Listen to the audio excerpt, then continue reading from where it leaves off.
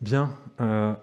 En ce début d'après-midi, nous souhaitions consacrer un temps spécifique à la question de l'articulation, voire de la tension entre dimension locale et internationale dans les établissements d'enseignement supérieur. D'où cette table ronde intitulée Université et bibliothèque entre ancrage territorial et perspective internationale. L'idée de la table ronde, elle est liée, entre autres, et notamment, à l'apparition de ces nouveaux objets sur lesquels on a encore peu de recul, que sont les alliances d'universités européennes, qui ambitionnent la consolidation d'un espace européen de l'enseignement supérieur et qui se présentent à l'horizon 2025 comme des facteurs d'attractivité de nos universités dans la compétition mondiale, pour reprendre les termes du Mesri. C'est vous, Guy Baudel, qui allez d'abord introduire, puis animer cette table ronde. On vous en remercie très chaleureusement. Vous êtes professeur de géographie à l'université de Rennes 2, au sein du laboratoire ESO Rennes, Espace Géographie et Société. Vos travaux portent plus particulièrement sur l'aménagement de l'espace dans une perspective comparative européenne et sur l'observation des effets socio-économiques de cet aménagement. Dans ce cadre, les notions de cohésion, de développement, de gouvernance sont au centre de vos réflexions. Je vais laisser Sandrine maintenant présenter nos autres intervenants. Donc pour animer avec vous cette table ronde, nous accueillons Patricia Kuki, maître de conférence à l'Université de Montpellier en biologie des organismes. Vous êtes également, et c'est à ce titre que vous êtes ici aujourd'hui, en charge de plusieurs work packages au sein de l'Alliance européenne Charm-EU, qui réunit les universités de Montpellier, Trinity College, Budapest, Utrecht et Barcelone, université qui est coordinatrice de l'Alliance. Vous portez au nom de l'Université de Montpellier la mise en place du Master Global Challenge in Sustainability en étant membre du board académique, ce qui vous a permis de voir les différentes facettes pédagogiques, administratives, politiques de ce type de coopération. Votre expérience à l'œuvre, puisque le Master vient juste d'ouvrir à cette rentrée universitaire, sera précieuse pour éclairer de manière sensible les enjeux d'une alliance européenne en mouvement. Isabelle Kratz, qui est à vos côtés, vous êtes depuis le 1er janvier 2021 la secrétaire générale de l'Alliance For You+, alliance de 6 universités européennes portées par Sorbonne Université. Vous avez aussi la particularité d'être chartiste, conservatrice des bibliothèques, et d'avoir dirigé des bibliothèques précédemment dans votre carrière, notamment en France, l'ancienne université Pierre et Marie Curie, et en Suisse, à Lausanne. Enfin, vous avez des racines à la fois françaises et allemandes. Le siège de l'Alliance For You+, est d'ailleurs basé à Heidelberg. Vous allez donc nous apporter un double regard extrêmement précieux en termes de compétences et également de zones géographiques. Et enfin, Renaud Bardez, vous êtes, au sein du réseau des bibliothèques de l'Université libre de Bruxelles, le directeur de la Bibliothèque des sciences humaines Simone Veil, la plus vaste du réseau. Et par ailleurs, vous êtes également responsable des archives et des collections précieuses. Vous avez une expérience d'enseignant-chercheur, d'historien, spécialiste en histoire de l'enseignement de la médecine. Votre université, l'Université libre de Belgique, est engagée dans l'Alliance européenne Civis, portée par Aix-Marseille Université, et qui réunit 8 établissements. Nous voulions, et c'était important pour nous, avoir le point de vue d'un établissement francophone, mais non français, sur ces problématiques de territoire et d'internationalisation, de coopération documentaire, de coopération dans un cadre d'alliance européenne. Voilà. Monsieur Baudel, la parole est à vous.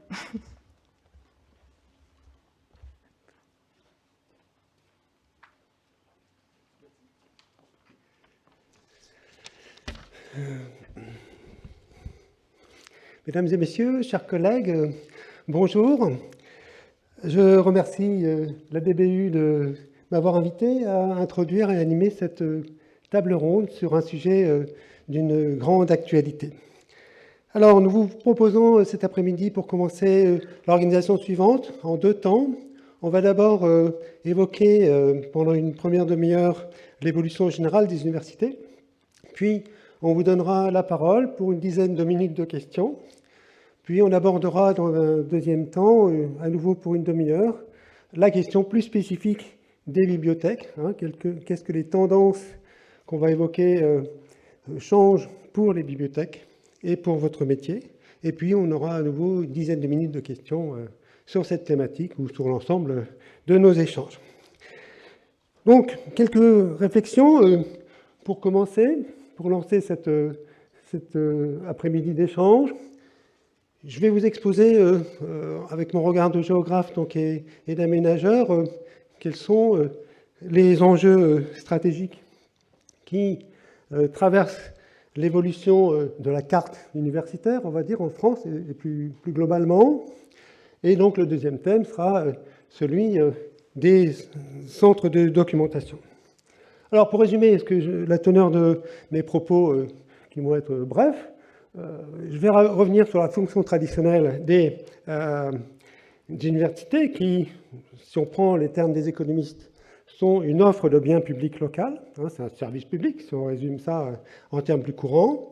Et puis je vous présenterai la double évolution apparemment contradictoire auxquelles sont soumises nos établissements universitaires.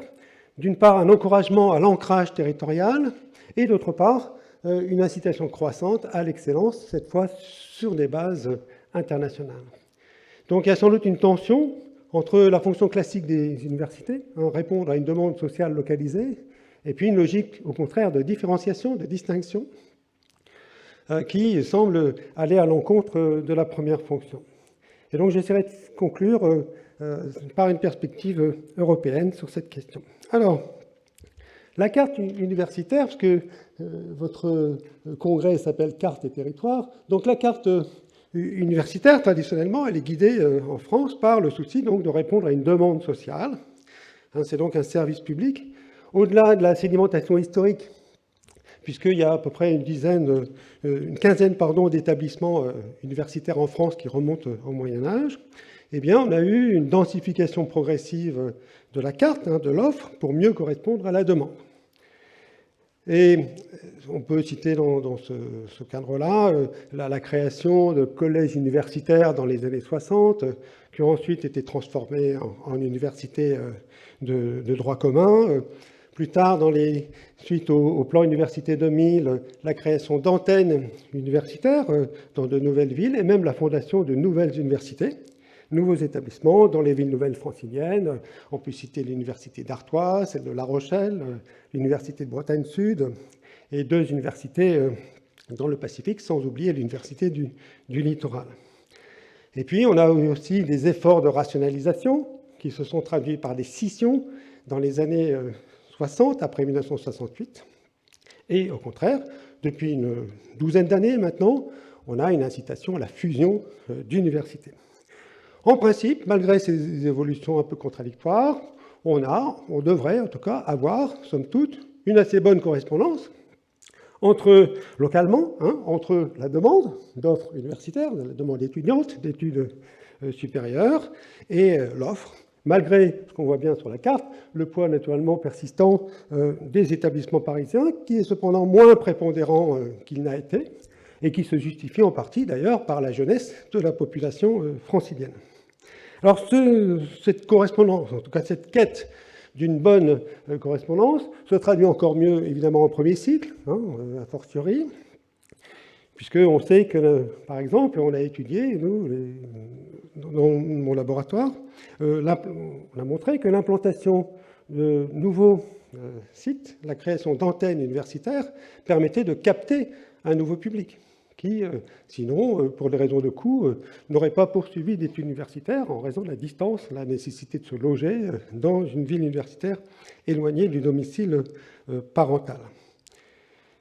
Résultat, comme le fait observer non sans malice l'économiste milanais Roberto Camagni, en dépit des discours sur la nécessité d'internationaliser et la course à l'excellence des universités, et bien finalement, quand on regarde les cartes, la fréquentation des sites universitaires reste majoritairement régionale et même locale, infra-régionale.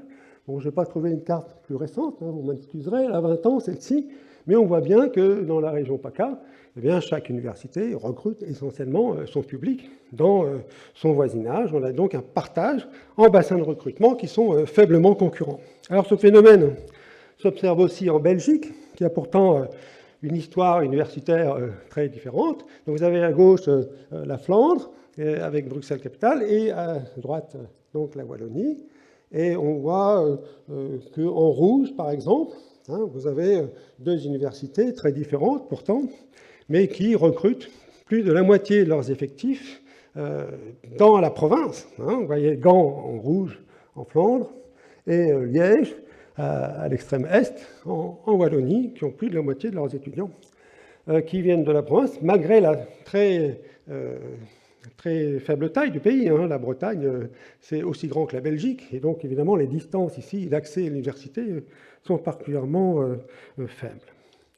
Alors cet ancrage local du public universitaire se vérifie d'autant mieux que le traditionnel taux de fuite des établissements de province, notamment dans un grand bassin parisien que vous avez sur la carte ici, vers les établissements parisiens ou franciliens plus généralement, eh bien, cette fuite est en réalité très limitée.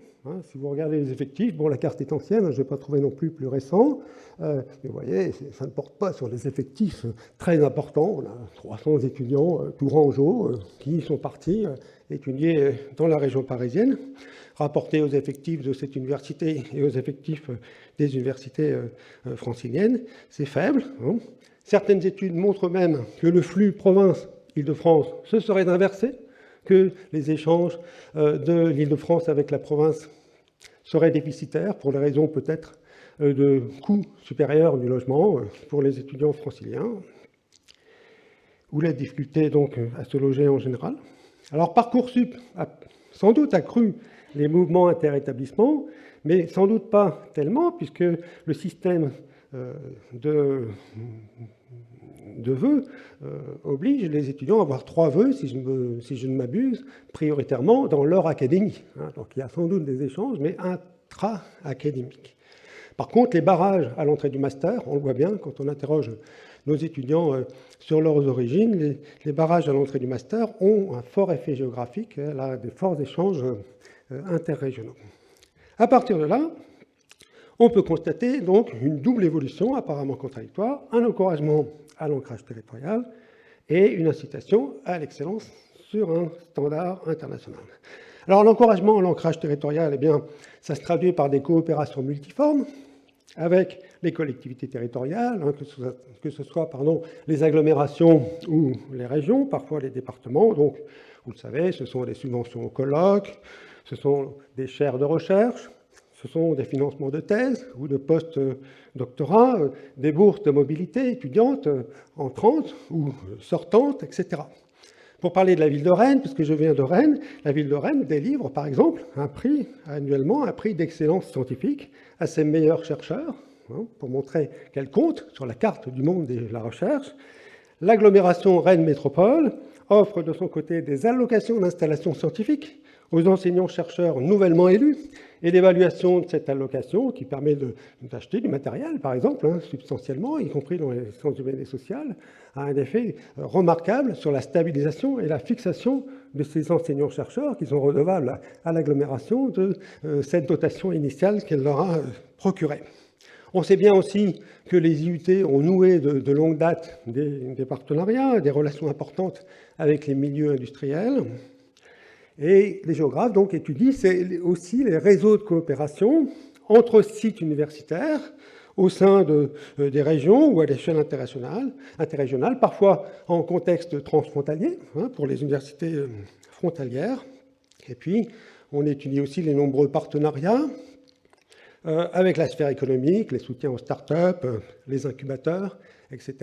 Donc, pour montrer cet ancrage territorial dans la vie économique et dans le système productif local. Alors dans mon domaine, par exemple, qui est celui de l'aménagement et de l'urbanisme, on a des multiples relations avec les collectivités et les territoires dans lesquels nous sommes, l'accueil du stagiaire, bien sûr, dans les services, mais aussi des ateliers d'urbanisme et des workshops qui sont financés par des partenaires, des collectivités, ou des établissements publics, des SEM, des entreprises privées, et donc qui répondent à une commande de ces partenaires, des contrats de recherche avec des collectivités, et des manifestations également co-organisées et qui réunissent pas seulement des universitaires, mais aussi des élus et des agents des collectivités. En contrepartie, alors ça c'est moins connu, en contrepartie, il faut savoir que les collectivités se montrent de plus en plus exigeantes envers les universités. Il faut savoir que l'Agence de développement et d'urbanisme de Rennes publie régulièrement un rapport sur les universités rennaises. Il faut le faire quand même. Combien de Serge Monnet ? Combien de membres de l'Institut de France, quel montant pour les contrats européens, etc. Donc c'est évidemment pas une association unilatérale. Et donc, la deuxième évolution, c'est ça, c'est l'invitation croissante à l'excellence, principalement en matière de recherche, mais on va voir dans un instant que ce n'est pas exclusivement en matière de recherche, donc via des stratégies naturellement à l'international.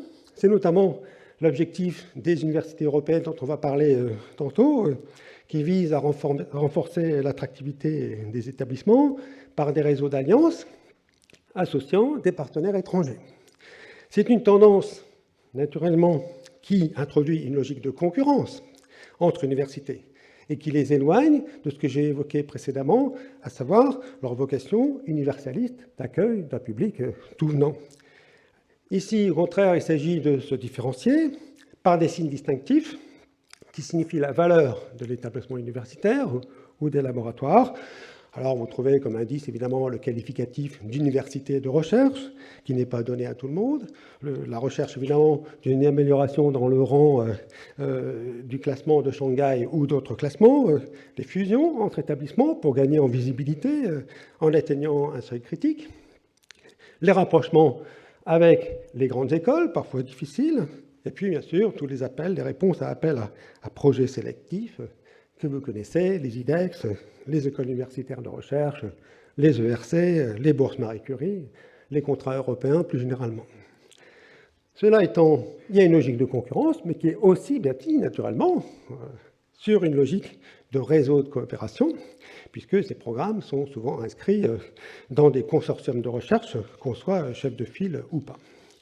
Alors, est-ce à dire, pour finir donc, que l'université serait responsable de cette course à l'excellence, dans laquelle certains voient un risque de système à deux vitesses. Voilà, l'université qui répond à une demande locale, essentiellement d'ordre pédagogique, et puis les universités de recherche orientées à l'international.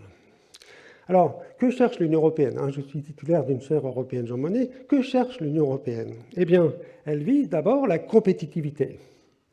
La compétitivité, c'est quoi ? C'est la capacité à être concurrentielle dans un contexte de compétition mondiale. Mais cette Union européenne n'oublie pas pour autant un autre objectif qui est officiellement inscrit dans les traités européens depuis le traité de Maastricht en 1992, c'est celui de cohésion territoriale qu'on a évoqué à l'instant. Et qu'est-ce que la cohésion territoriale ? Eh bien, c'est un objectif qui vise à limiter les écarts de développement entre les territoires et à favoriser le rattrapage des régions en retard. Donc il y a bien un double objectif qui est poursuivi par les autorités européennes. De sorte que l'Union européenne se préoccupe à la fois de combler notre retard global européen en matière de formation supérieure. Vous voyez ici un extrait du rapport de la Commission européenne qui a déjà une quinzaine d'années, où on compare le taux, la proportion de la population adulte qui est diplômée du supérieur, et où on constate le gouffre béant avec les États-Unis, même dans le vieux sud des États-Unis, où le taux de poursuite d'études supérieures est faible, il était supérieur à la quasi-totalité des régions de l'Union européenne. Donc, la compétitivité en pâtit, l'innovation européenne en pâtit sans doute. Donc, il y a cette comparaison, vous voyez, à l'international, ce souhait de renforcer l'université. Il ne dit pas qu'il y a trop d'étudiants. L'Union européenne ne dit pas qu'il y a trop d'étudiants, au contraire, comme vous pouvez le constater. Donc, il y a à la fois cette volonté d'améliorer la compétitivité générale de l'Union européenne, et aussi... Donc, on regarde la part des adultes diplômés du supérieur et l'évolution ici en 10 ans. Donc, plus c'est orange, toutes les régions en orange ont un taux de diplômés du supérieur qui est inférieur à la moyenne européenne. Donc, la France est assez contrastée de ce point de vue-là. Et on voit le contraste énorme entre les pays d'Europe du Nord, même les pays baltes aujourd'hui, et les pays d'Europe centrale et orientale qui sont en retard de ce point de vue.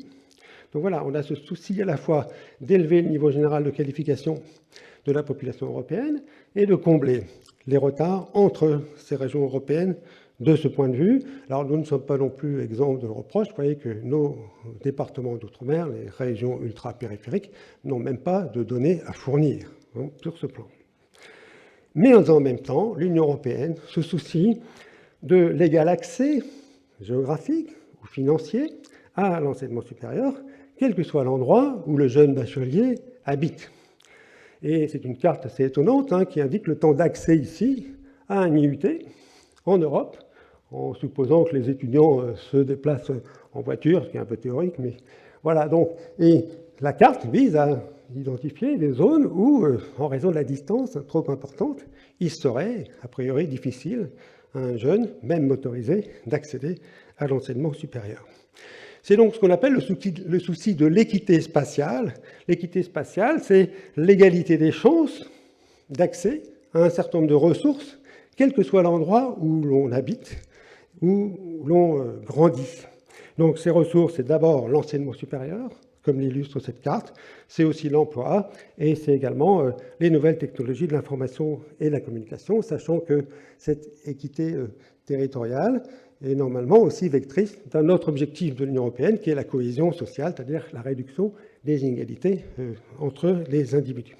Et donc, pour finir, je pose une question qu'on évoquera peut-être, qui est de savoir si l'européanisation du système universitaire offre une voie, peut-être médiane, pour une sorte de compromis, pour résoudre cette tension entre la quête de l'excellence internationale et le souci de l'égalité qui doit se traduire donc par une égalité d'accès. Voilà, merci de votre attention. Alors, après ces considérations générales, donc je vais me tourner vers nos invités pour évoquer ces enjeux de manière beaucoup plus concrète à travers les projets auxquels ils contribuent.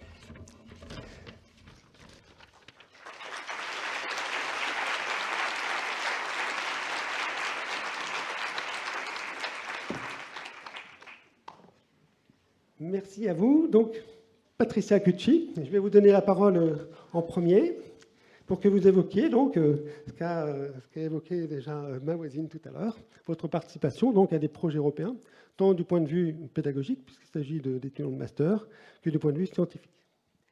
Merci beaucoup. Merci pour votre exposé, parce qu'effectivement, il y a certaines choses que je ne connaissais pas et qui m'ont été révélées par rapport à ça.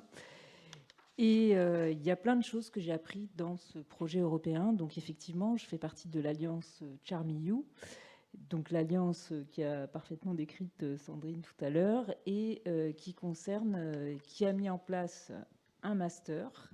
Donc chose jusqu'au bout, on croyait qu'on n'allait pas y arriver, mais on a réussi. C'est assez exceptionnel. Et pourquoi c'était complexe? C'était complexe parce que c'est très complexe de discuter avec plusieurs partenaires et de discuter de manière collaborative. Parce que c'est ça, et là on est en plein dans ce qu'on appelle le multiculturalisme, et on a l'impression qu'en fait l'Europe, on est assez proche, et on se rend compte que dans le domaine universitaire, il y a déjà plein de différences. Vous parliez du coût des études universitaires. La première question qu'on s'est posée entre nous, c'est combien payer un étudiant pour s'inscrire aux différentes universités.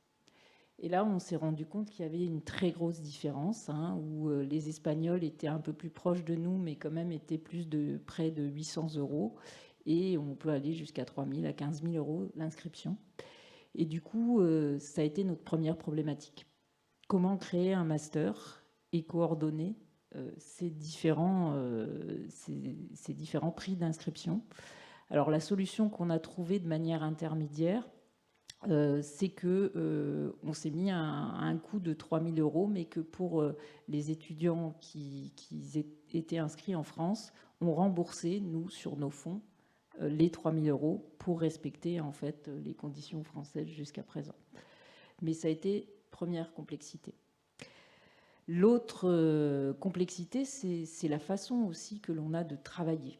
Et ça, c'est véritablement aussi un choc de culture entre, je dirais, les pays un petit peu latins et les pays plus du Nord, qui, d'ailleurs, on a eu un hackathon entre les différents enseignants il y a une semaine, et on rigolait entre nous et on plaisantait parce qu'on commence à avoir vraiment lié des liens entre chaque, où on disait, bon, ben voilà, c'est... au niveau du repas, déjà, c'est compliqué parce qu'on ne mange pas tous à la même heure. Alors, quand on vous fait un academic board qui est entre 11h30 et 13h30 et que vous êtes là, alors nos collègues d'Utrecht, des Pays-Bas, eux, ils sont là, ils n'en peuvent plus parce qu'ils ont faim. Et nos collègues espagnols ne voient pas le problème parce que forcément, eux, ils mangent après, donc c'est pas un souci. Mais nous, on enchaîne avec des cours, donc parfois, c'est un petit peu problématique. Il y a le fait aussi, effectivement, de l'accueil des étrangers, l'accueil même, vous avez parlé des territoires. L'Espagne et Barcelone ont en tout cas une culture là-dessus, parce qu'ils ont pas mal d'immigration qui passe par chez eux, donc ils ont pas mal de services faits par rapport à ça.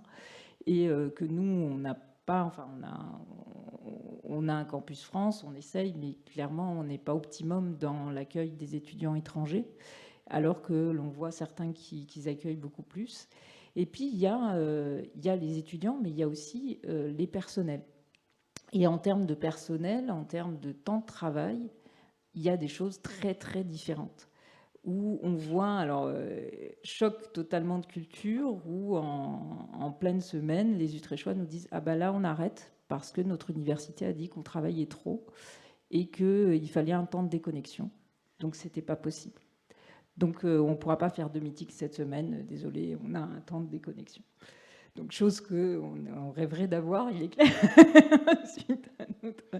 Et puis, il y a eu aussi les discussions sur les différents horaires, sur le planning du master, où, pareil, là, les Pays-Bas nous ont rappelé à l'ordre en disant « Mais attendez, parce qu'on ne calcule pas seulement les horaires, on calcule aussi le temps de travail avec la valeur réelle de l'ECTS. » Et donc, du coup, là, je suis désolée, mais il y avait Trinity qui avait l'habitude, qui voulait faire un fast track où, en gros, ils pouvaient faire l'équivalent d'1 an et demi, 2 ans en 1 an, en compensant bien les étudiants s'ils en veulent, si, ils peuvent le faire.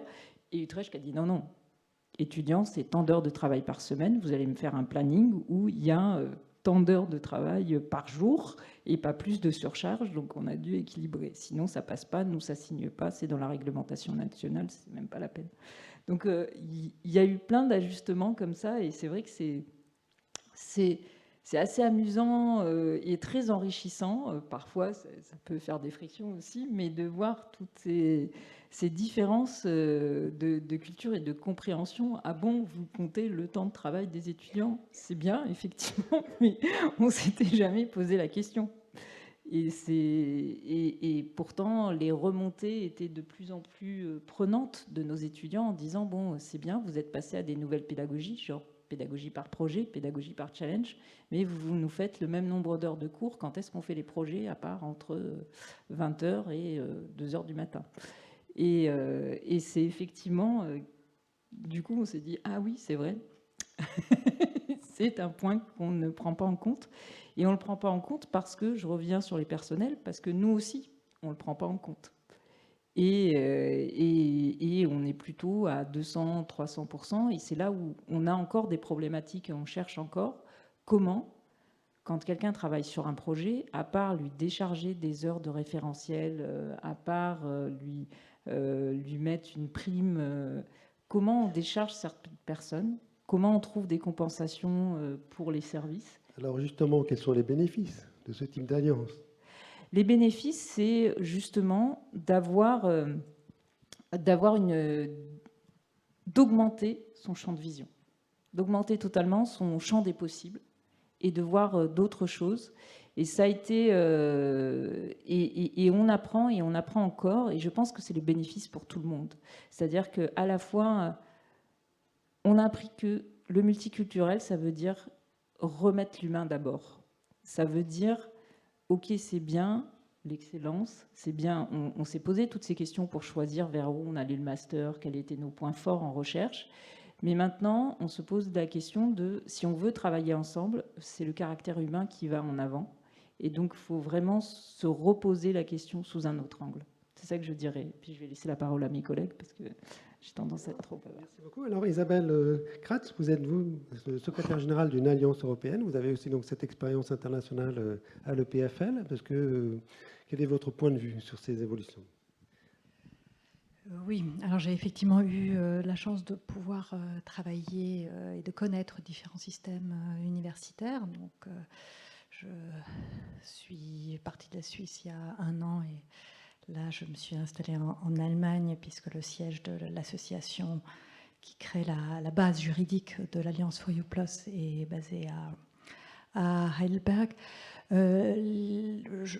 Peut-être juste une question peut-être à l'auditoire. Est-ce que pour tout le monde, cette question des alliances européennes universitaires, c'est quelque chose de parfaitement connu et clair? Parce que j'ai eu l'impression de... Oui, vous pouvez rappeler l'objectif et les modalités. Et le président Emmanuel Macron, en 2017, dans un discours sur l'Europe, sur ce que vers où devait aller l'Europe, a parlé de cette création d'universités européennes, et la Commission européenne a repris l'idée et a donc lancé cette initiative d'université européenne qui s'est traduite par la création actuellement il y a 40 alliances européennes, d'universités européennes. Les universités françaises sont particulièrement bien présentes dans ces alliances, notamment parce qu'effectivement l'idée a été attribuée au président Emmanuel Macron. L'objectif de ces alliances d'universités européennes est de créer, comme vous l'avez dit, un espace européen de l'enseignement supérieur et de la recherche, avec l'idée que tout étudiant dans un de nos pays européens devrait passer un minimum de temps, enfin une partie de ses études à l'étranger, et puis parler au moins 2 langues étrangères. Ces alliances se sont donc créées, je dirais, à la fois spontanément, donc par affinité entre universités qui déjà auparavant travaillaient ensemble, et avec un soutien financier de la Commission européenne, un soutien financier dont il faut bien souligner qu'actuellement il est surtout orienté vers la formation, puisque les universités européennes sont actuellement financées à la fois la première vague et la deuxième vague, puisqu'il y a eu 17 premières alliances, puis après 24. Elles sont financées dans le cadre du programme Erasmus+, avec un budget aussi orienté, enfin, qui venait de H2020, d'Horizon 2020, mais le gros vient de Erasmus+. Donc l'idée, c'est vraiment de créer une université, des universités européennes, et donc, je dirais, de résoudre les barrières qui peuvent exister entre pays au niveau des réseaux universitaires.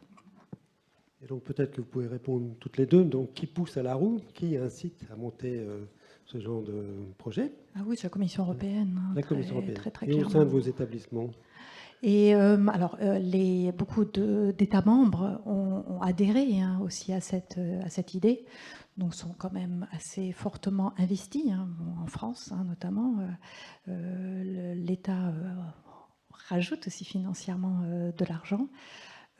Et après, au niveau des établissements, je pense que c'est toujours venu naturellement des présidences et rectorats. Et de votre point de vue, donc, quels sont les principaux verrous, les principales difficultés pour mener à bien le projet à terme? Disons que les verrous, enfin, je dirais, c'est toujours un peu les 2 revers de la médaille.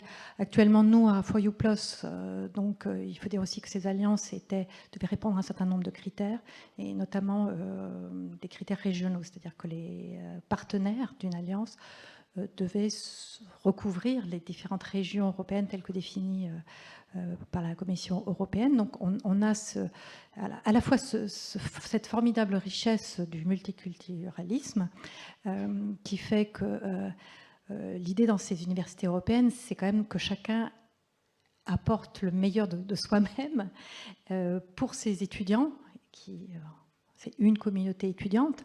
Donc, je veux dire, nous, on a commencé à partager des cours. Donc, un étudiant de Varsovie peut participer à un cours offert par l'université de Heidelberg, par exemple. Donc, il y a un vrai changement dans le parcours étudiant qui est en train de se faire. Charmeillou, c'est la construction d'un master. Nous, on a approché plutôt par effectivement le partage de cours, soit nouveaux, soit existants. Mais l'idée, c'est tout de même qu'au bout du compte, un étudiant, dans quelques années, il va peut-être s'inscrire à Sorbonne Université, mais il va s'inscrire à Sorbonne Université parce qu'il y a un curriculum For You Plus qui a été tagué, je dirais, For You Plus, et qui a été construit entre plusieurs de ces partenaires de l'Alliance For You Plus. Donc, à mon avis, là, il y a quand même un changement vraiment de paysage, en tout cas pour l'étudiant. Pour les enseignants, naturellement aussi, c'est une remise en question, ou plutôt une remise en abîme de leur approche, puisque naturellement les enseignants, pour construire des parcours communs, doivent se rencontrer et, comme vous le disiez déjà, s'adapter, trouver des compromis pour monter quelque chose ensemble. Les plus grandes barrières, à mon avis, c'est pas le multiculturalisme, c'est complexe, c'est extrêmement complexe au jour le jour, mais je dirais que c'est tellement enrichissant que la complexité se trouve, je dirais c'est plutôt un stress positif, hein, de surmonter ces obstacles-là, de savoir s'entendre, de faire en sorte qu'il n'y ait pas de malentendus, parce que ça c'est classique, chacun parle son anglais à sa façon, donc je ne vous raconte pas quelquefois ce que ça peut donner comme mauvaise interprétation. Non, ce qui est le plus difficile, alors côté formation en tout cas, c'est les législations nationales qui font que pour créer des formations communes, c'est le parcours d'obstacles. Et c'est vrai que beaucoup d'alliances européennes chercheraient à ce qu'au niveau européen, la Commission européenne, on puisse faciliter à la fois les accréditations, les reconnaissances, voire imaginer ce qu'on appelle un diplôme européen. Donc je dirais que c'est vraiment actuellement ça. Il y a un enthousiasme formidable hein, dans ces alliances. Et on est là, on construit des choses, on échange, on discute, on n'est quelquefois pas d'accord, on avance, et puis là, on se retrouve face à des barrières sur lesquelles les universités actuellement n'ont pas le contrôle. Très bien, merci beaucoup. Alors, vu de Belgique, est-ce que vous partagez le point de vue de nos collègues ? Alors, je comprends très bien le problème de ma collègue de Montpellier, qui notamment, pour travailler souvent avec des universités hollandaises, le changement culturel est vraiment très important. Pourtant, ce sont des universités qui sont extrêmement bien classées, qui sont quand même dans une attitude de performance assez importante. Et finalement, le fait qu'ils imposent des règles, des barrières assez strictes et assez rigides dans le fonctionnement pose question aussi finalement pose des questions sur notre propre modèle de fonctionnement actuel. Alors, étant donné que je suis un peu le point de vue extérieur à la France, et Bruxelles, s'il est vraiment extérieur à la France, étant donné que la première communauté à Bruxelles est la française, on connaît assez bien le paysage français, mais tout ce qui a été montré, notamment ce matin avec le concept de glocal ou la question de la tension entre local et international, c'est exactement ce que nous, on vit à Bruxelles. Alors, je vais essayer de le faire très rapidement parce que j'ai vu qu'il restait déjà 7 minutes. Donc, juste pour vous dire un petit mot sur Bruxelles, voilà, je pense que vous avez déjà tous eu l'occasion de passer. En fait, c'est une ville qui a une grande tension du point de vue de l'université et de l'enseignement supérieur, car c'est une ville qui a 3 universités, auxquelles s'ajoutent d'autres universités qui ont des facultés dans la ville. Donc, il y a un grand point de tension autour de Bruxelles, autour de l'enseignement supérieur. Alors, qu'est-ce que ça signifie pour une université comme celle de l'Université libre de Bruxelles, la mienne, qui est la plus ancienne, qui est la première université? C'est son ancrage local. C'est donc justement d'être représenté comme l'université de la ville, ancrée dans la ville. Donc cela signifie pour l'université de s'impliquer dans la vie et dans le territoire. Ça, c'est une première chose. Alors, qu'est-ce que ça a comme conséquence pour l'université? C'est qu'elle ne peut pas quitter la ville, ce qui est un grand problème actuel, étant donné qu'on a besoin d'énormément d'espace pour pouvoir se développer, pour pouvoir accueillir les étudiants. Nous sommes dans une explosion des inscriptions chez nous. C'est particulièrement intéressant parce que nous ne trouvons pas de solution qui soit dans les murs de la ville. Donc ça, c'est une première chose que je souhaitais souligner sur la question du local. Et là où justement les alliances européennes, pour nous, est une opportunité assez incroyable, c'est d'apporter cet élément international. Parce que l'attention locale fait qu'on a du mal aussi à dépasser cela. Et on a rejoint, donc il y a juste avant la pandémie, donc c'est encore tout neuf, l'Alliance Civis, notamment avec les collègues d'Aix-Marseille. Et donc pour nous, c'est une opportunité assez intéressante, parce que qu'est-ce qu'elle peut nous permettre sur le long terme, c'est de sortir de notre tension locale pour agripper au mieux et se positionner au mieux à l'international. On a beaucoup parlé de l'accueil des étudiants internationaux, qui est un enjeu dans les universités. Chez nous, c'est un enjeu qui est assez criant, parce qu'on a aussi, peut-être par rapport à certaines, notamment par rapport aux universités flamandes, une offre à destination de l'international un petit peu moins attractive. C'est la question de l'anglais, de l'enseignement en anglais qui est en cours. Et cela, notamment à travers finalement des réseaux des alliances européennes, nous permet de nous mettre dans des dynamiques déjà en cours, de rattraper en tous les cas certains processus qui ont été pris par notamment les universités néerlandophones. Et ça, c'est vraiment un élément assez intéressant lorsque l'on étudie un cas comme Bruxelles, qui a effectivement beaucoup trop de tensions internes au niveau de l'enseignement supérieur. C'est que les alliances européennes, notamment, nous apportent une perspective, des opportunités, et notamment des opportunités de mieux se positionner à l'international.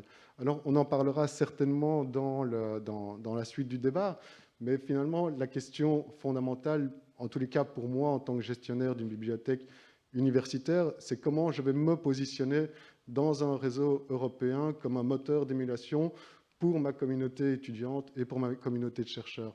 Et ça, c'est quelque chose que, notamment, les alliances entre les universités francophones de Belgique ne me permet pas, ou ne nous permet que très difficilement.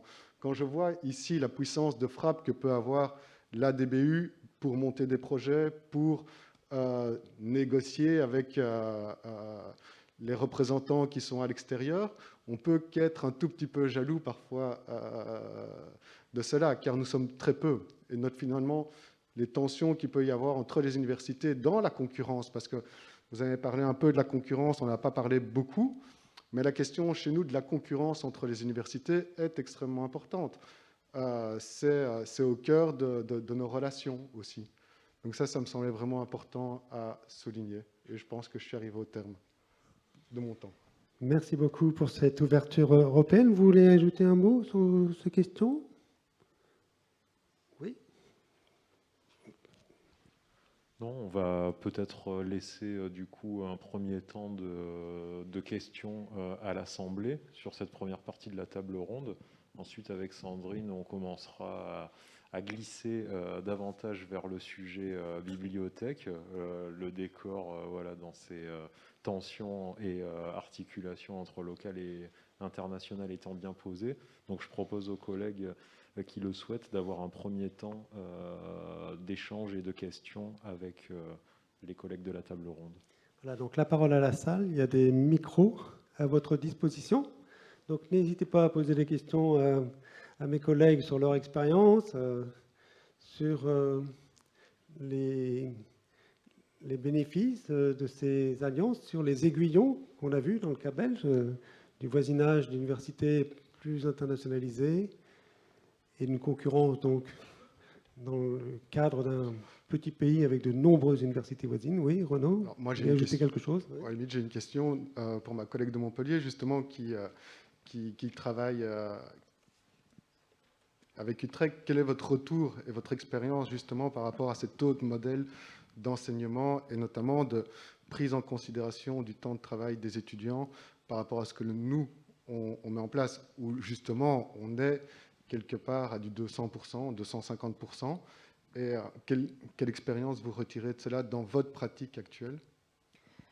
Alors, l'expérience que j'en retire, c'est que je pense que c'est à suivre. Et d'ailleurs, c'est ce que j'applique maintenant, parce que parallèlement à ça, j'ai mis en place une nouvelle licence en approche par problème, et où, très clairement, et pas mal inspiré de Louvain, et on applique ça, et justement, on leur a mis un emploi du temps en leur expliquant bien qu'ils avaient 9 heures qui étaient consacrées dans la semaine pour leur travail personnel, qu'ils l'aménageaient comme ils voulaient, mais qu'il fallait qu'ils se ménagent de 9 heures de travail. Et nous, on l'a mis dans l'emploi du temps, en fait. Et donc maintenant, on a veillé avec toute l'équipe à faire attention à ça.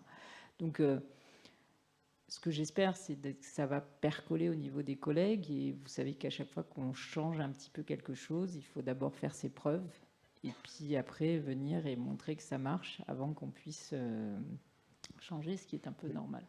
Et donc, d'une certaine manière, vous appliquez le décret de Bologne avec le calcul des ACTS tel qu'il avait été exactement. Imposé. Et en fait, je redécouvre le décret de Bologne, voilà. plus exactement, qu'on aurait dû tous déjà appliquer depuis longtemps. C'est surtout ça. Voilà, merci. Est-ce qu'il y a des questions ou des observations? Oui, levez bien la main. Allez-y. Oui, au premier rang ou... Bonjour, je m'appelle Cécile Siatek, je travaille à Nanterre et nous aussi on est dans des alliances diverses et variées. Et je me posais quand même une question sur l'articulation entre les politiques publiques européennes et la manière dont on peut le décliner lorsqu'on travaille en inter-établissement, quelles que soient les cultures d'ailleurs, puisque on a on l'a vu, une forme de compétition. On est dans des alliances qui vont servir, alors j'ai peut-être une approche un peu cynique, mais qui vont servir pour chacun à tirer son épingle du jeu et à le mettre en avant pour pouvoir déclencher un financement, faire porter un projet. Mais pourquoi pas, voilà. Comment est-ce que vous faites pour articuler ça avec les grands principes et les grandes valeurs qui sont portées par les politiques publiques européennes ? Alors, je ne suis pas sûre, parce que dans les grandes politiques publiques, il y a plusieurs choses, donc ce n'est pas très précis, mais toujours est-il que ce que je peux dire, c'est que l'idée n'est pas qu'on soit tout le temps financé. L'idée, c'est qu'à terme, on s'autofinance, notamment pour le master. Donc, la grosse question, c'est effectivement la terme de financement de l'étude. Nous, pour l'instant, il faut savoir qu'on n'a pas... on n'a pas pu avoir recours à la loi exacte sur les masters. Donc, en fait, on a ouvert un diplôme interuniversitaire valant grade de master. Parce qu'on ne pouvait pas, effectivement, ouvrir un... Après, en termes de compétition, j'avoue que moi, personnellement, j'essaye de faire avancer la pédagogie. On me donne des outils pour... Je dis banco... Mais j'avoue que je n'ai pas une vision aussi haute sur les politiques. Je me suis focusée sur le teaching and learning. Et tout ce qui est bon, je dirais, pour faire avancer la pédagogie et nous aider, pour moi, c'est positif. Après, là-dessus, je pense que c'est des décisions qui se mènent au niveau politique et au niveau, je dirais, de nos élections diverses et variées. La problématique a été effectivement sur les textes de loi. Au départ, chacune de on était en permanence en discussion avec le ministère.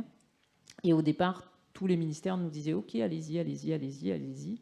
Et quand on a commencé à concrétiser en disant là, il faut que l'accréditation, tout soit signé, qu'on parte, on commence les inscriptions dans un mois. Donc c'est bon, vous signez comme... Et là, ils ont tous regardé l'un après l'autre, on regardait les textes de loi. Ah mais non, mais là c'est pas possible, ça on peut pas faire ça. Ah mais non, c'est pour ça que j'ai dit en entrée, on a réussi, mais on ne sait pas trop comment, enfin si on sait comment, mais au dernier moment, on s'est tous dit, plan B c'est quoi? On ouvre que dans 2 universités ou dans 3, on fait, et chacun à tour de rôle. Au départ, c'était la bête noire, c'était Utrecht pour ses histoires d'horaire et de fast track, low track. Ensuite, c'était nous, parce que justement, on ne pouvait pas avoir un master, parce qu'il ne fait que 90 ECTS, et que les masters, c'est 120 ECTS. Donc, il a fallu négocier le DU Valengrad, et puis Barcelone s'y est mis aussi. Enfin, je dirais que ça se négocie en concertation et en essayant de trouver des solutions, et la problématique étant toujours celle-là, c'est-à-dire trouver des solutions. Et donc, le côté expérimental, pour l'instant, nous paraît, mais effectivement, le master, c'était pour nous un prototype pour justement montrer tout ce qu'il faut refaire. Et la grosse problématique pour créer ces alliances, c'est d'harmoniser tout ça. Donc tant que l'Europe ne nous aidera pas à une harmonisation, je pense qu'on aura du mal à y arriver. Mais je ne sais pas si j'ai répondu à votre question, mais j'ai essayé. Est-ce qu'il y a d'autres demandes d'intervention, soit pour faire une remarque, soit pour poser une question? Oui, monsieur? Puis après, on changera de thème, on rentrera dans le vif du sujet. Oui.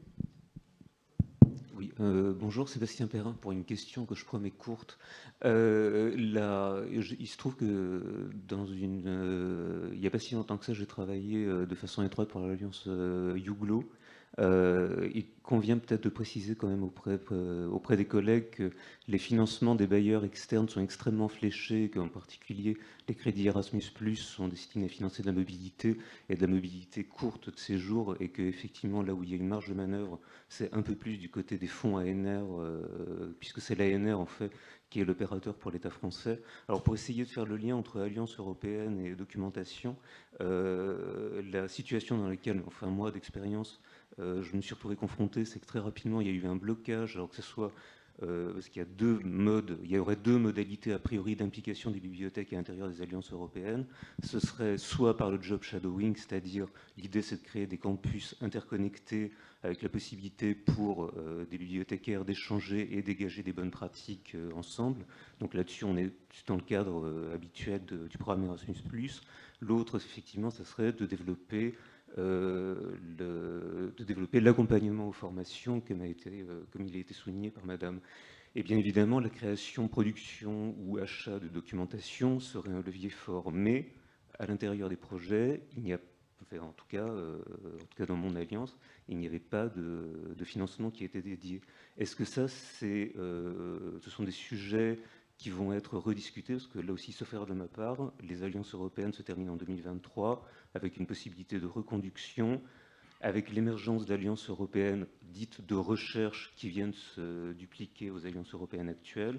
Donc voilà, est-ce qu'il y a cette dimension documentaire va être mise en avant dans les porteurs auprès de la Commission lors du futur call? Isabelle Crade. Oui. Je voudrais peut-être juste compléter que même actuellement, dans le cadre actuel, les bibliothèques, à mes yeux, ont une place plus importante que cela. En tout cas pour For You Plus, moi j'ai été frappée que dans la palette de services que les universités veulent offrir de manière concertée à leurs étudiants, partant en mobilité physique, ce qui n'a pas été facile ces derniers mois.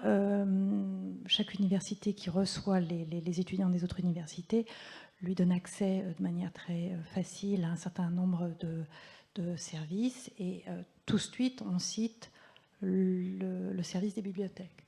Donc elles sont présentes. Il y a aussi, je pense à peu près toutes les alliances, un axe, je dirais, de réflexion, de développement, de mutualisation autour de tout ce qui est open science, open access, etc. Donc là aussi, je pense que les bibliothèques ont un tapis rouge devant elles qu'elles peuvent utiliser.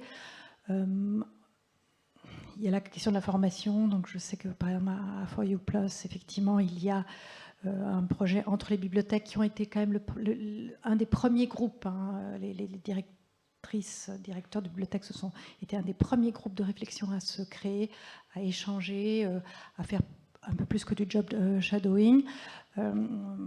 Après, il y a probablement encore une marge de progression, en tout cas de positionnement. Pour le prochain appel, donc oui, vous avez raison, le prochain appel à l'Université européenne devrait s'ouvrir là dans un mois et demi. Nous ne connaissons pas le cadre qui va être donné à cet appel. Donc c'est difficile naturellement de répondre si les bibliothèques vont pouvoir se glisser de manière, on va dire, plus identifiée dans ces projets-là. Mais il y a déjà pas mal de choses qui se font entre bibliothèques, en tout cas dans l'alliance que je connais. Mais finalement, grâce à votre question, monsieur, on est déjà dans la deuxième partie du débat. Quelle est la place que peuvent prendre les SCD dans le contexte de cette restructuration d'un espace européen de l'enseignement et de la recherche? Alors, sur ce deuxième thème, je vous propose de donner la parole aux bibliothécaires en premier lieu. Donc, je ne sais pas lequel de vous deux veut livrer son expérience. Je ne vais pas livrer mon expérience, mais je vais plutôt faire on va dire une transition entre la première partie de cette table ronde et la deuxième, et une transition effectivement qui vient d'être facilitée par la question de notre collègue et les premiers éléments de réponse donnés par Isabelle Kratz. Moi, je voulais revenir dans une première question sur en fait les valeurs qui sont portées par les alliances européennes. Et ça nous permettrait sans doute aussi de faire un lien avec ce qu'on a dit ce matin. Il a été question ce matin à un moment donné du sentiment d'appartenance et finalement de la question un peu du sens. Et dans ce qu'on voit beaucoup, déjà dans les projets d'alliance européenne que vous incarnez autour de cette table, mais plus largement je pense aussi par d'autres, c'est finalement des notions autour de la citoyenneté, autour de la construction d'un esprit de citoyenneté qui passe aussi par l'esprit critique. Il y a les questions de valeurs d'ouverture, de pluralisme, il y a la libre circulation, des mots-clés comme réseau, coopération, cohésion. Et donc voilà, déjà, rien qu'avec cette espèce de socle de valeurs assez fortement affiché, me semble-t-il, selon vous, quels échos concrets ça peut déjà avoir peut-être dans vos alliances respectives ou pourrait avoir à l'avenir avec la construction de projets qui incluent les bibliothèques, puisque dans tous ces mots un petit peu et toutes ces valeurs que j'ai citées, derrière, je pense que ça laisse une certaine place éventuelle aux bibliothèques. Comment vous le percevez dans vos alliances respectives ou peut-être plus largement Oui, Renaud Bardet. Ok, je vais commencer. Alors, tout d'abord, je vais être tout à fait honnête. Alors moi, je suis gestionnaire d'une bibliothèque depuis très récemment, donc je n'ai pas forcément votre expérience.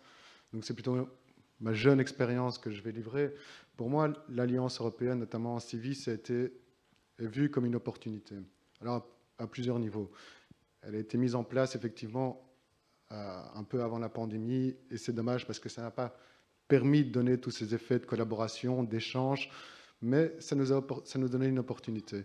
Le mandat qui m'était demandé dans le cadre de la bibliothèque que je gère actuellement est d'amener à une transition, en tous les cas, dans le métier de bibliothécaire et dans le positionnement des bibliothécaires, et notamment en les positionnant beaucoup plus comme une bibliothèque purement de soutien à la recherche et à l'enseignement, et de rompre finalement avec une certaine tradition, parfois encore un peu ancienne. Et donc, dans ce cadre-là, pour moi,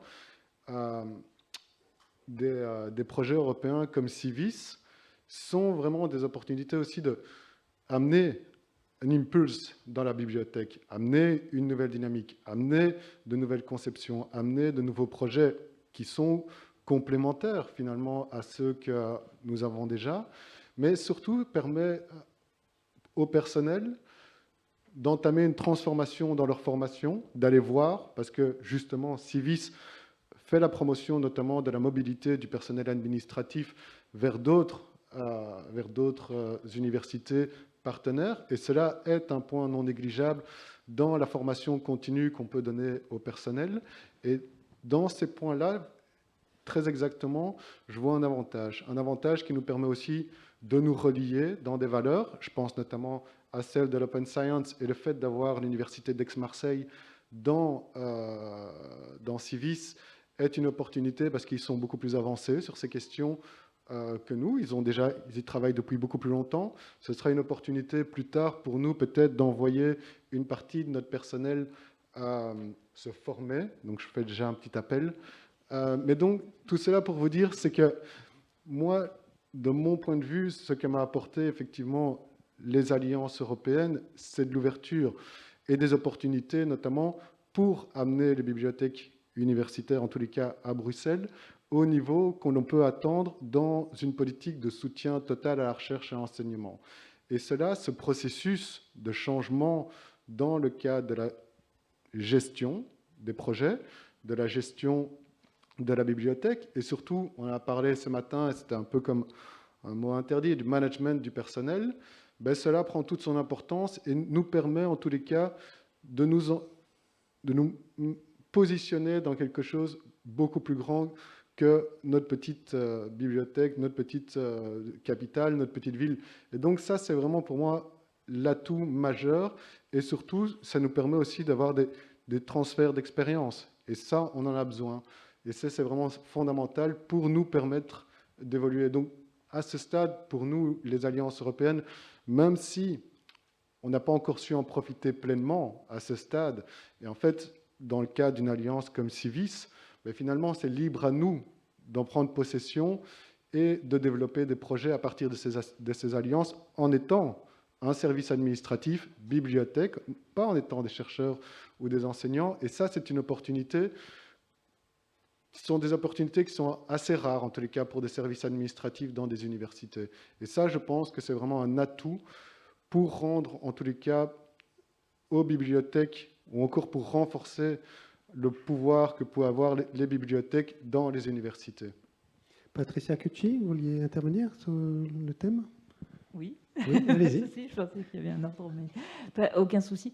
Oui, alors je souscris tout à fait. Je pense qu'il y a un changement et une transition des usages qui se fait au niveau enseignement de manière globale, mais qui se fait aussi, alors je l'ai vu déjà au niveau national, sur l'usage que font les étudiants des bibliothèques maintenant, qui a énormément changé, et où il y a des besoins de salles, en fait, de rencontres et de réunions et de travail. Et donc, il y a des façons de travailler différentes. Et je pense que la façon positive, ce serait de s'emparer de ça pour effectivement réfléchir aux usages, aux nouveaux usages de bibliothèques. Je lisais il y a 2-3 jours un article sur les bibliothèques dites humaines, je ne sais plus si c'était en Finlande, où c'est finalement des personnes qu'on allait rencontrer, au Danemark justement, où c'est des personnes qu'on allait rencontrer pour qu'ils racontent leur expérience, leur vie, et qu'on pouvait à ce moment-là poser toutes les questions, et qu'on avait les horaires où on pouvait les rencontrer et réserver cette rencontre. Je pense qu'il y a une multitude d'usages qui peut se mettre en place, effectivement des échanges entre bibliothèques. Nous, on est allé même jusque dans les locaux de la bibliothèque, parce que en fait, le master pilote qu'on a ouvert se voulait transdisciplinaire, et donc entre les différentes facultés, et pas spécifique d'une faculté ou d'une composante.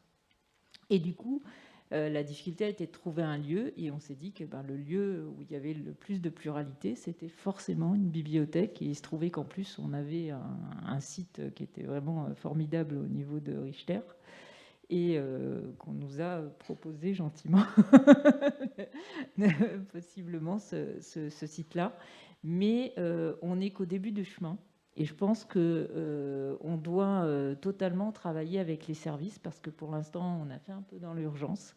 Et je pense qu'il faut retravailler, effectivement, les impliquer plus, parce que le contact avec les étudiants, c'est une richesse. Et je pense que ça doit se faire d'abord à l'initiative des personnes et par la volonté des personnes, évidemment, de vouloir s'impliquer, mais d'ouvrir la possibilité de faire autre chose, de faire évoluer leur métier. Sandrine Gropp, vous confirmez? Oui, pour compléter, je confirme. Effectivement, alors, le SCD, enfin, le service commun de documentation, est impliqué dans les deux volets de Charm, en fait, le volet recherche avec le projet Torche et le volet formation avec le master. Et effectivement, cette implication dans le volet formation dont tu parles, Patricia, il est venu par la problématique du lieu. Ce dont on avait un peu l'habitude, puisque le SCD héberge aussi l'incubateur des étudiants. Et donc, c'est des projets ce type de projets qui sont effectivement transdisciplinaires, qui dépassent les compositions ou les divisions facultaires. Une bibliothèque est un lieu par définition transdisciplinaire, universaliste, qui couvre le périmètre de l'établissement et pas seulement une discipline donnée. Et donc, c'est arrivé par ce biais-là. Et finalement, cette inscription dans le lieu, elle entraîne maintenant des tas de problématiques et de questions qui nécessitent une collaboration et qui sont effectivement source de, ce que tu disais, de progression et d'ouverture d'esprit pour tout le monde, avec des enjeux au quotidien qui ne sont pas forcément si faciles que ça à gérer. Parce que mettre une salle à disposition, c'est une chose, avec l'équipement nécessaire pour pouvoir faire des enseignements à distance, puisque les modalités de formation sont très variées sur le master. Il peut y avoir des formations où tous les étudiants des 5 universités sont présents physiquement en même temps, des formations où il y a présent à un endroit et puis le reste est en visio, des formations où tout est en visio, des temps où ils travaillent en autonomie. Donc il faut pouvoir accueillir l'ensemble de ces usages dans un même lieu qui du coup peut être reconfiguré sans poser de problème pour que ça reste un endroit familier pour les étudiants. Il y a cette dimension-là. Et il y a aussi une très forte dimension liée au multiculturalisme, mais qui d'une certaine manière se traduit par le fait que tout le monde parle anglais. Voilà. Et en termes de services, pour les bibliothèques et les bibliothécaires, c'est pas forcément évident. On n'a pas forcément la compétence en anglais de tous les bibliothécaires pour pouvoir finalement assurer le même niveau de service, la même gamme de services au public et la même qualité de service sur l'ensemble des personnels pour l'ensemble des étudiants. On n'en est qu'au début. On n'a fait qu'une première réunion pour l'instant avec les directeurs de bibliothèques des universités de l'Alliance. Et elle a porté essentiellement sur s'échanger les informations sur les modalités d'inscription et d'accès à l'ENT, puisque chaque étudiant est inscrit dans chaque université. Donc il a accès à toutes les ressources documentaires de toutes les universités. C'est très bien, c'est tant mieux, mais ça reste quand même très compliqué du point de vue de l'usager. Il faut passer par là, mais il faut pouvoir aller plus loin, et ça va demander un sacré travail, et ça va probablement se traduire par notamment des plans de formation des personnels, des échanges nécessaires sur ces questions-là. Isabelle Cras ? Oui, je voudrais compléter sur quelques points. On a déjà parlé de ce que peuvent apporter les bibliothèques. Et c'est vrai, il faut vraiment souligner le fait que les universités européennes affiche volonté de former les futurs citoyens européens et que dans cette formation, tout ce qui est formation à un esprit critique, recherche, évaluation de l'information, etc., c'est quelque chose que dans les bibliothèques, on sait fort bien faire. On va aussi parler beaucoup de tout ce qui est intégrité de la recherche, aussi droit d'auteur, citation. Donc là, les bibliothèques ont tout un rôle à jouer. Je dirais aussi que les bibliothécaires en tant que tels aussi peuvent apporter beaucoup. D'une part, en tout cas en France, il me semble me souvenir qu'on travaillait très bien en réseau, on a l'habitude de travailler en réseau. Et cette pratique du travail en réseau est quelque chose qui naturellement se décline à puissance selon aussi suite dans les alliances européennes, et notre maîtrise de ce travail en réseau, de management de projet, est quelque chose qui peut être extrêmement apprécié et valorisé dans le travail des alliances. Et je dirais aussi qu'il y a une question de valeur. On parlait de l'évolution des systèmes universitaires. On est un peu en train, d'une certaine manière, de revenir à travers ces universités européennes au modèle de l'université originelle. Les chercheurs, les savants au XVIe siècle, au XVIIe siècle, etc., passer d'une université à l'autre, nonobstant les frontières nationales. Et d'une certaine manière, on revient vers ce concept de l'universitas, de l'université, et donc derrière aussi de la bibliothèque, avec ce que nous portons, nous, alors là je prends ma casquette de bibliothécaire, de ce que nous portons dans la médiation du savoir, l'ouverture de la connaissance. Et on travaille là, les bibliothécaires qui appartiennent, dont les institutions appartiennent à des alliances européennes, travaillent aussi pour une idée européenne qui, en tout cas pour moi, me tient très à cœur. Et je trouve que là, les valeurs des bibliothèques que nous portons, je dirais, contre la censure, l'ouverture du savoir, c'est aussi quelque chose qui se retrouve dans les valeurs des universités européennes et que, à mon avis, il ne faut pas hésiter à porter. Et est-ce que cette réflexion, c'est le fruit de votre expérience helvétique? Est-ce qu'il y a une différence de ce point de vue-là entre les universités de l'Union européenne et le PFL où vous avez travaillé? Ou est-ce que maintenant nos valeurs européennes se diffusent à la Suisse, qui contribue beaucoup à des politiques européennes, mais qui néanmoins n'est pas dans l'Union européenne? C'est une question politique délicate. Je dirais qu'en tout cas, ce que j'ai pu apprécier et retrouver en Suisse, c'est justement ce travail en réseau entre bibliothèques qui parfois se trouvait un peu en tension avec la concurrence entre institutions, qui en tout cas en Suisse, qui est un pays relativement petit avec peu d'institutions, et peut-être comme en Belgique, enfin c'est très prononcé, donc on rattrapait par le réseau des bibliothèques ce que quelquefois on n'arrivait pas à faire entre institutions à niveau plus politique. Alors, j'ai cru comprendre que les universités suisses souhaiteraient bien s'ouvrir la porte des alliances d'universités européennes.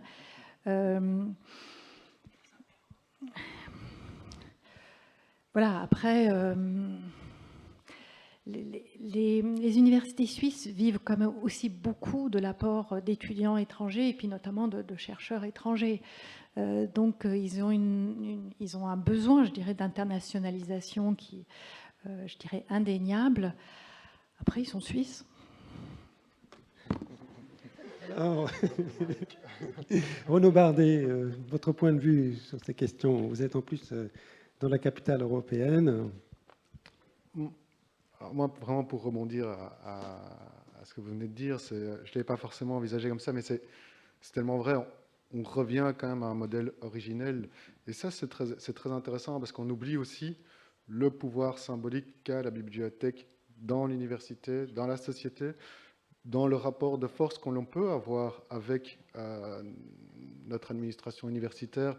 Mais parfois, en fait, on oublie le poids et le pouvoir qu'on peut avoir dans l'institution. Et ça, je pense que c'est quelque chose qu'on doit travailler, en tous les cas, à reconquérir. Parce que moi, de mon point de vue, j'ai parfois le sentiment qu'on l'a un petit peu perdu. En tous les cas, ça amoindrit. Et je pense que dernièrement, tant la crise Covid, qui nous a mis justement au front dans les universités pour pouvoir pallier à toute une série de manques, me fait penser quand même que ce pouvoir symbolique, on doit encore le renforcer, en tous les cas, dans la société, dans l'université, tant local qu'au global, quelque part. Donc, tout à fait. Moi, j'aurais une question, avant qu'on passe peut-être aux questions dans la salle. Vous avez beaucoup parlé, à un moment, on a beaucoup entendu « tous négocient ». On ne pensait pas forcément y arriver, mais on a fini par y arriver à chaque fois, en voyant, en ajustant, en adaptant. Ce n'était pas prévu. J'ai l'impression à vous entendre que presque ces alliances européennes, c'est un POC, pour voir comment ça marche et qu'est-ce qu'il faut faire et obtenir le soutien, disons en tout cas un cadre qui peut-être soit duplicable au-delà de ces premières alliances qu'on pourrait presque qualifier de militantes. Est-ce que c'est cette impression-là que vous avez de vivre? Est-ce que c'est le ressenti que vous avez de ces alliances? Et comment on peut passer un moment du militantisme, de l'action engagée, justement, à une forme d'organisation où ça s'inscrit durablement dans le paysage de l'enseignement supérieur? Question très importante. Je pense que c'est l'idée. Enfin, moi, en tout cas, je l'ai compris comme ça. L'idée, c'est d'élargir. D'ailleurs, le prochain appel qui va sortir, c'était l'idée de passer à 9 minimum. Bon, ils sont revenus un petit peu. Je crois que c'est plus aussi contraint maintenant. Mais l'idée, c'est d'élargir et, si possible, effectivement, de discuter. C'est pas, enfin, en tout cas, moi, je l'ai pas vécu comme de la concurrence. Il y a eu de la concurrence sur l'appel d'offres au départ, mais par contre, à partir du moment où on est alliance, il y a déjà des réunions régulières entre les alliances pour essayer. L'idée, c'est essayer chacun de votre côté de nous faire une proposition pour que ça marche. Mais l'objectif, c'est d'avoir des universités européennes. Et là, on revient à la problématique de territoire, parce que moi, je sais que notre université, les 4 autres partenaires voyaient de suite de créer un consortium universitaire. L'université de Montpellier, qui venait déjà de vivre une fusion un petit peu complexe, n'était pas forcément enchantée de perdre sa personnalité. Et c'est là où on en est, en fait. Est-ce qu'en créant une université européenne, on perd nos spécificités? Et je pense qu'il va falloir trouver une voie entre ça. Alors, ça peut être la voie que tu proposais, avec effectivement des parcours qui sont spécifiques d'Alliance européenne et des parcours qui sont... Et c'est toute la question de qui est... Est-ce qu'on fait des ensembles qui se rejoignent et qui s'intercroisent, ou est-ce qu'on fait un gros contenant qui contient l'ensemble? Ça, c'est une problématique. Non, le militantisme, c'est plus un militantisme parce qu'on était... chacun, on est resté accroché parce que le projet plaît, parce qu'il y a quand même tellement d'enjeux vraiment très sympathiques derrière, qui fait qu'on va au-delà et qu'on voit ce que ça peut donner. Et la richesse, et c'est vrai que les étudiants, là, ils sont contents d'y être. Enfin, en tout cas, au départ, ils étaient contents. Là, ils commencent à voir les petites problématiques. Mais ils étaient contents de participer. C'est des problématiques européennes. À ces projets, voilà. Ils étaient vraiment heureux d'avoir cet échange et ce parcours. J'ajouterais aussi que l'aspect expérimental de ces premières alliances d'universités européennes est complètement assumée et revendiquée. Je dirais l'initiative d'université européenne a été lancée pour cela. C'est pour essayer de donner le champ libre à l'essai de plusieurs modèles d'universités européennes du futur. Donc, et je dirais, je pense que dire ça comme ça, on s'éclate actuellement de pouvoir justement tester des choses avec toutes les difficultés qu'il peut y avoir, mais justement c'est de quelles sont les difficultés qui émergent. Donc on est encore en plein dans cette phase d'expérimentation, puisque les premières alliances ont vraiment commencé à travailler, si je ne me trompe pas, en septembre 2019, donc c'est quand même pas très très long. Ensuite, le deuxième appel va certainement entraîner une certaine sélection. Il y a des alliances qui n'ont pas pu démarrer parce que la mayonnaise n'a pas forcément pris. Mais là aussi, je dirais qu'on n'est pas forcément en concurrence. C'est plutôt dans cette idée de proposer au monde universitaire, enfin au système universitaire européen, différents modèles qui pourraient être adoptés, qui sont plus proches. Selon les universités, tel modèle parlera plus à tel autre regroupement d'universités que d'autres. Donc, la plupart des universités, enfin plutôt des universités européennes, essayent actuellement de se consolider. For You Plus a créé une entité légale. Une autre alliance en avait déjà créé une auparavant. Donc c'était un peu aussi pour répondre à la question de Cécile Sviatek. On cherche tous à ne plus être dépendants des subventions européennes, qui d'ailleurs sont, il faut le dire honnêtement, sont relativement faibles. Enfin, je veux dire... 5 millions pour une université européenne constituée par exemple de 9 universités, c'est pas grand-chose sur 3 ans. Donc on va passer à une autre étape et vous allez, je pense, voir émerger vraiment des universités européennes qui vont avoir leur propre modèle même économique, qui vont faire le lien entre l'ancrage local, national et international. Et moi, vraiment, je ne doute pas qu'on est en train d'assister à l'émergence d'un nouveau système intégré d'université, et que les pays membres, alors là c'est naturellement là après la question, parce qu'il y a une vraie divergence entre les membres, les États membres en termes de soutien à cette initiative, vont encourager de manière plus ou moins forte l'émergence de ces systèmes universitaires intégrés. Voilà, donc on va passer à une autre phase, mais il faut quand même donner du temps au temps. On ne peut pas créer une université. Enfin, vous avez vu, vous avez assisté, la plupart d'entre vous, participer à des fusions, etc. Là, il ne s'agit pas de fusion, mais d'autre chose, un autre modèle qui sera décliné de différentes façons. C'est vrai que la Commission européenne voudrait que, à échéance 2030, je crois, ou même avant, 10% des universités européennes appartiennent à une alliance. Donc il y a quand même aussi une pression pour que les universités individuelles voient comment est-ce qu'elles peuvent s'intégrer dans ce nouveau... dans cette nouvelle construction. Et là aussi, je dirais que la compétitivité, on parle beaucoup de compétitivité, c'est une question de compétitivité de l'espace européen par rapport à l'espace extra-européen. C'est de se dire, voilà, l'Europe doit pouvoir avoir des universités sous un modèle quelconque qui puissent non seulement attirer les étudiants, mais retenir aussi les meilleurs chercheurs qui n'aillent pas aux États-Unis ou en Chine.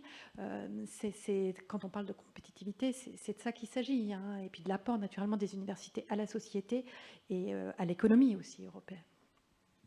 Merci beaucoup. Je redonne la parole à la salle pour d'éventuelles demandes d'intervention. N'hésitez pas. Oui, monsieur ?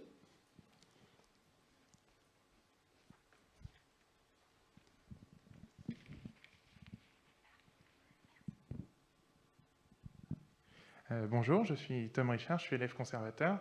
J'avais une question par rapport à tout ce que vous avez présenté au global. La réflexion m'est venue au fur et à mesure. Je me demande à quel point, en parlant d'européanisation, on ne traite pas finalement... Enfin, ça risque pas d'engendrer une dichotomie entre le premier cycle de licence qui est en forte voie de massification, enfin qui est déjà massifié en grande partie et qui est très local, comme vous l'avez précisé tout à l'heure, et l'excellence finalement ne va concerner que les enseignants-chercheurs, de plus en plus les doctorants, et on essaye d'atteindre le master actuellement, et c'est de ce côté-là que verse l'européanisation, si j'ai bien saisi ce que vous avez dit. Et comment vous percevez cette université à deux vitesses qui est en train de naître pour les étudiants, où la licence va devenir accessible au plus grand monde, la plupart des étudiants, c'est un des objectifs, mais ceux-là vont plutôt rester en local pour des raisons économiques, de coût, d'accès à l'université. Et le master devient de plus en plus difficile d'accès, même pour ceux qui ont une licence. Pour les petits établissements universitaires, la fidélisation de ces publics-là est très complexe. Et là, on arrive vers de l'excellence, vers de l'Europe, vers des formations qui coûtent cher. Et on arrive à un mur pour certains étudiants aussi. Donc j'avais un peu cette idée, comment vous voyez ces perspectives-là d'un espace européen d'enseignement supérieur où finalement c'est que les masters et les doctorats, que les étudiants vraiment d'une méritocratie, mais qui devient très difficile d'accès. Et on abandonnerait un petit peu l'idée d'universalité, d'accès à l'université. Enfin voilà, cette dichotomie entre le premier cycle et les autres cycles. Je voudrais bien avoir votre avis sur cette question.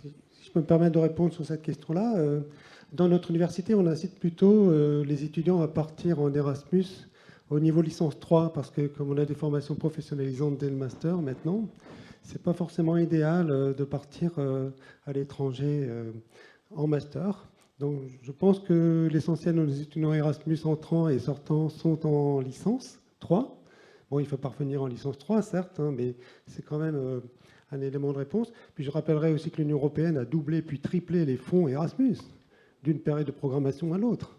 C'est énorme, l'investissement quand même de l'Union européenne pour faciliter la mobilité étudiante, et les Britanniques le ressentent cruellement.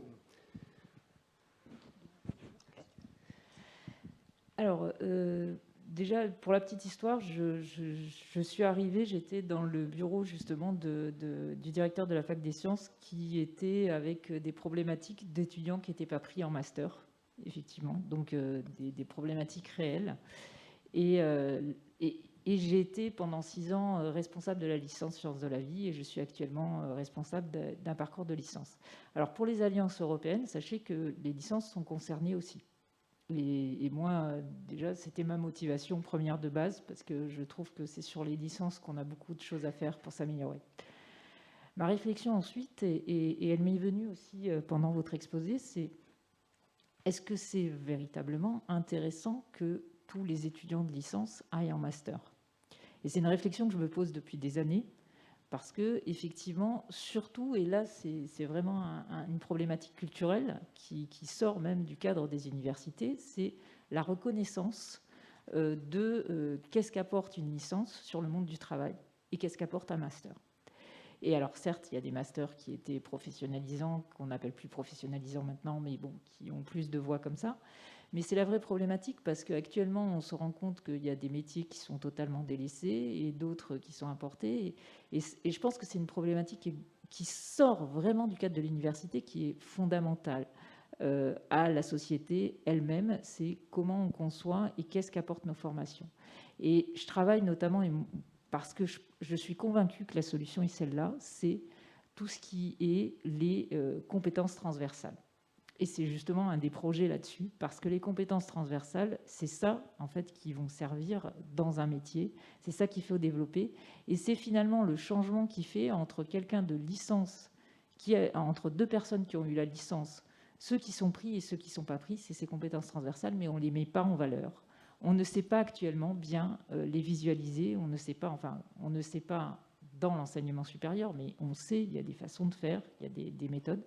Et je pense que c'est en développant ça, en développant, c'est ce qu'on discutait, des possibilités d'avoir accès au monde du travail, c'est-à-dire en développant des stages entre ces parties-là ou des périodes de césure ou même pas forcément césure, parce que ce qu'il faut, c'est de plus en plus travailler avec le monde du travail concrètement, faire des échanges avec les external stakeholders, comme on dit, enfin les acteurs du monde socio-économique.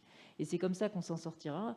C'est pas la peine de mener tout le monde au master, c'est pas forcément d'ailleurs la peine de mener tout le monde au bac, c'est toute une question. Enfin, disons que pour la culture générale, pourquoi pas, effectivement, mais ce qui est important, c'est que tout le monde trouve sa place dans la société et qu'il n'y ait pas des choses qui soient moins et moins bonnes.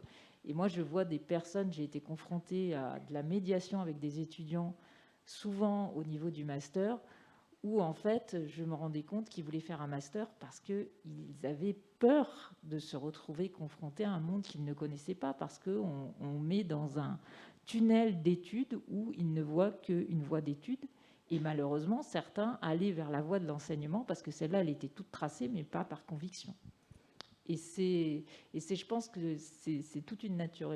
Et les alliances européennes, et nous, parmi nos partenaires qu'on n'a pas développés, on a un partenaire allemand qui était un partenaire secondaire qui travaille sur justement les enseignants spécialisés sur le côté première année et vraiment professionnalisant.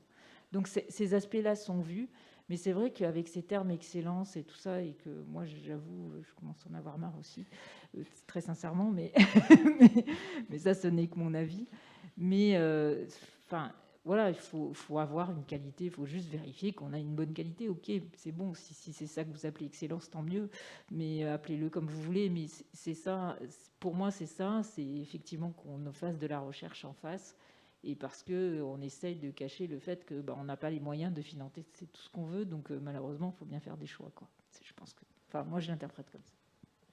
Merci. On a le temps d'une ou deux questions. Oui, s'il vous plaît, là-haut. On va vous apporter un micro.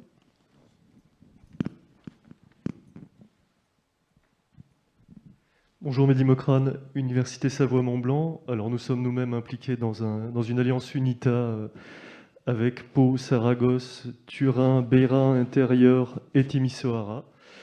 Ma question va être très BU et très concrète.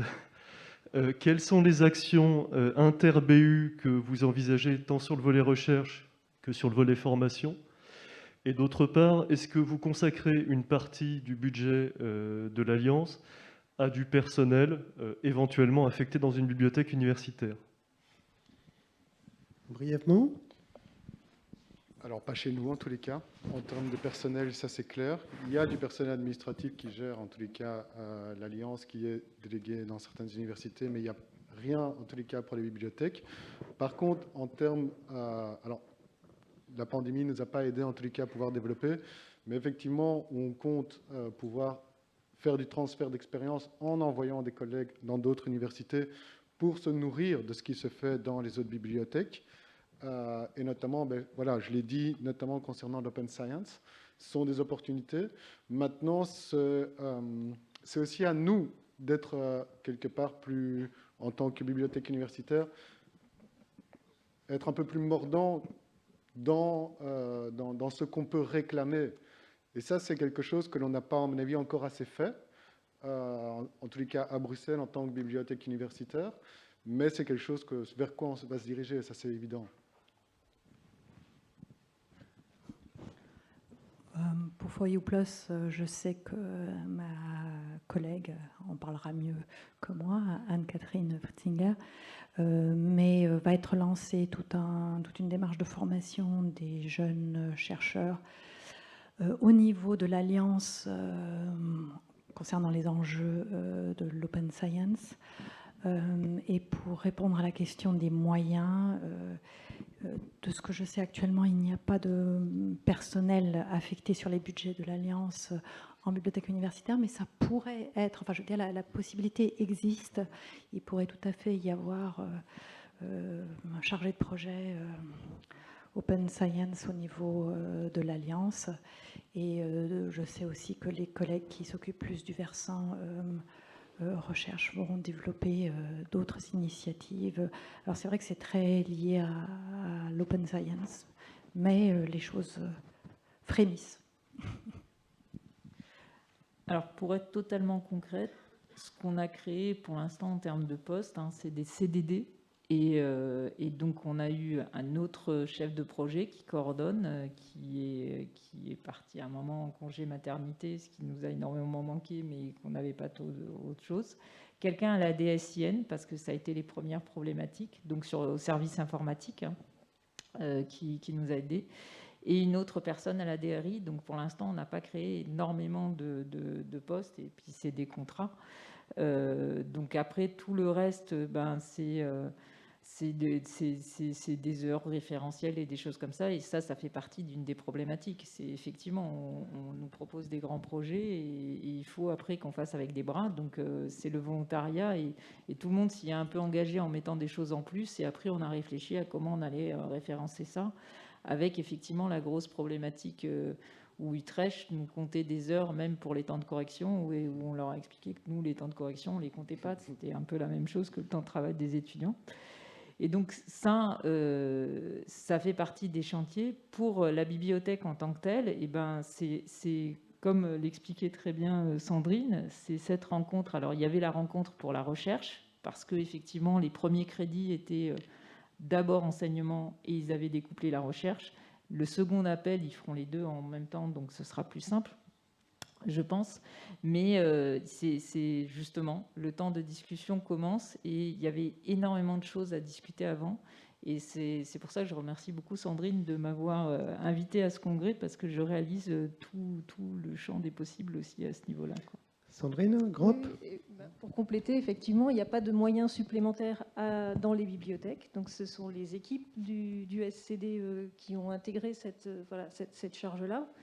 Les pistes de travail, elles sont énormes. On va commencer par le début, c'est-à-dire bien accueillir les étudiants qui seront à l'Université de Montpellier, bien renseigner les autres étudiants sur ce à quoi ils ont accès, qui est géré par l'université. C'est vraiment déjà, c'est le niveau de base. Une fois qu'on aura fait ça, on pourra envisager vraiment de développer des projets et d'avoir une feuille de route. Et je dirais que dans ce cadre-là, ce qu'a présenté Coralie ce matin au titre du dispositif d'association est assez intéressant et donne des pistes de réflexion sur le travail qui sera un travail, on va dire, entre services documentaires de l'Alliance et un travail au sein de l'Université de Montpellier qui a déjà commencé entre directions et en lien entre les directions et les équipes pédagogiques et les enseignants-chercheurs. Bien, nous allons devoir conclure, je crois, cette table ronde. Évidemment, on aurait aimé poser encore plein de questions, mais voilà, le temps est contraint. Vraiment, merci à tous les quatre de nous avoir aidés à prendre un peu de recul sur voilà, donc sur ces dispositifs, hein, on l'a dit tout au long de cette table ronde, qui sont encore expérimentaux, qui sont encore en cours de construction, et que c'est à nous quelque part de contribuer à inventer. Voilà, on va prendre une pause d'une demi-heure, aller notamment au village local, voir la suite des travaux et des dessins de notre artiste. Comme disait l'animateur célèbre, voilà, ne zappez pas, puisque le dernier temps, nous allons vous présenter avec Sandrine les résultats de l'enquête que nous avions lancée avant la crise pandémique. Merci beaucoup et à tout à l'heure. Encore merci à tous les quatre.